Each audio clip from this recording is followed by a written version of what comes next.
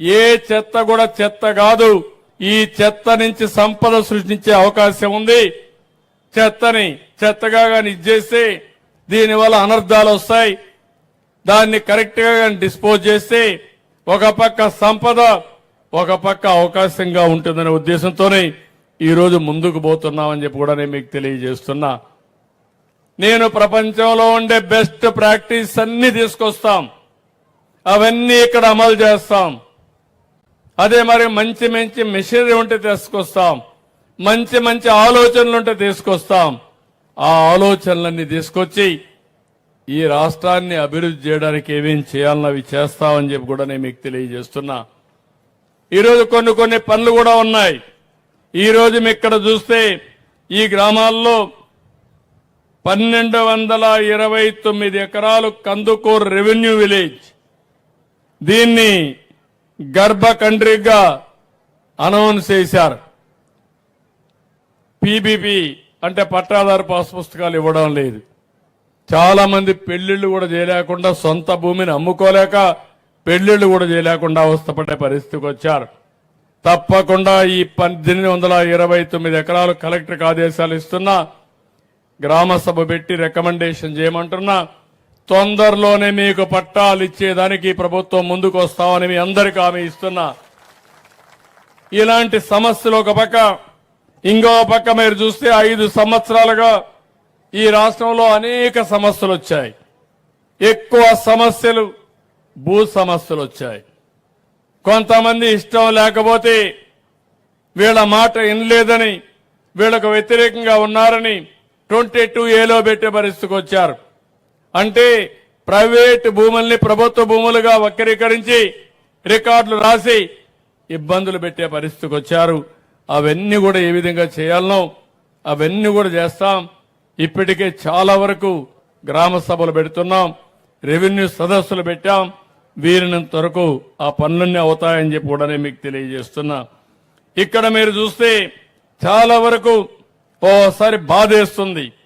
2019 ఫిబ్రవరిలో ఏఐబి 5350 కోట్ల రూపాయలు గ్రాంట్ శాంక్షన్ చేశాం త్రాగునీటి కోసం మున్సిపాలిటీలో.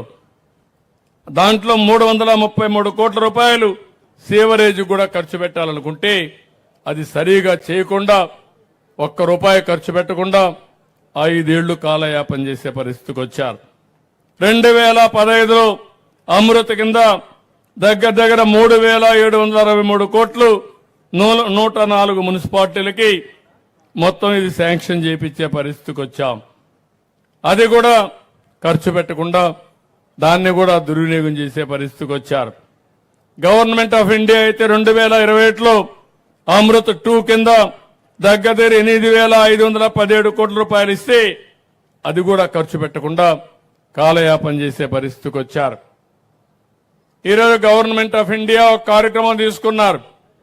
ప్రతి ఒక్క ఇంటికి ట్యాప్ ద్వారా స్వచ్ఛమైన నీళ్లు ఇవ్వాలని, అదే మరి రిజర్వాయర్ నుంచి నీళ్లు ఇవ్వాలని చెప్పి ఒక కార్యక్రమానికి శ్రీకారం చుట్టారు.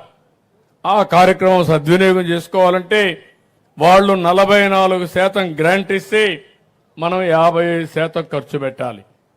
మనం ఖర్చు పెట్టలేక వాళ్ళు ఇచ్చిన డబ్బులు ఉపయోగించుకోకుండా ముందుకు పోయే పరిస్థితికి వచ్చారు. కడాన స్వచ్ఛ ఆంధ్రప్రదేశ్ కోసం స్వచ్ఛ భారత్లో దగ్గర 2834 కోట్లు డబ్బులు ఇస్తే 298 కోట్లు మాత్రం ఖర్చు పెట్టి కడని ఏది ఖర్చు పెట్టకుండా వదిలిపెట్టారు. దీనిపైన మీరు చూస్తే లెగసీ చెత్తంతా తయారు చేశారు. అవన్నీ క్లీన్ చేస్తున్నాం. ఈరోజు ఫైనాన్స్ కమిషన్ డబ్బులు కూడా ఉపయోగించుకోకుండా ముందుకు పోయే పరిస్థితికి వచ్చారు. ఏది ఏమైనా నేను ఈరోజు కందుకూరులో ఒకటే హామీ ఇస్తున్నాను. ఈ మున్సిపాలిటీ నేను ఈరోజు స్వచ్ఛ ఆంధ్రప్రదేశ్ కార్యక్రమంలో ఈ మున్సిపాలిటీకి వచ్చాను. నేను ఇక్కడ మా మంత్రి నారాయణ గారికి ఎమ్మెల్యే ఎంపీకి హామీ ఇస్తున్నా. ఒక 50 కోట్ల రూపాయలు ఇమ్మీడియట్ గా ఈ మున్సిపాలిటీకి శాంక్షన్ చేసి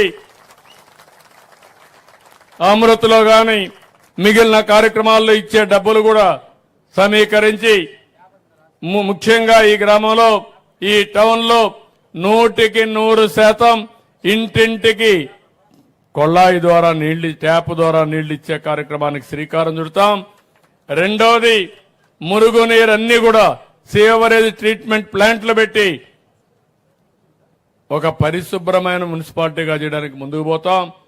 ఇంకో పక్కన ఇక్కడ ఏదైతే రోడ్లు ఉన్నాయో, ఎక్కడైనా మిగిలిన రోడ్లుంటే 100% రోడ్లన్నీ వేసి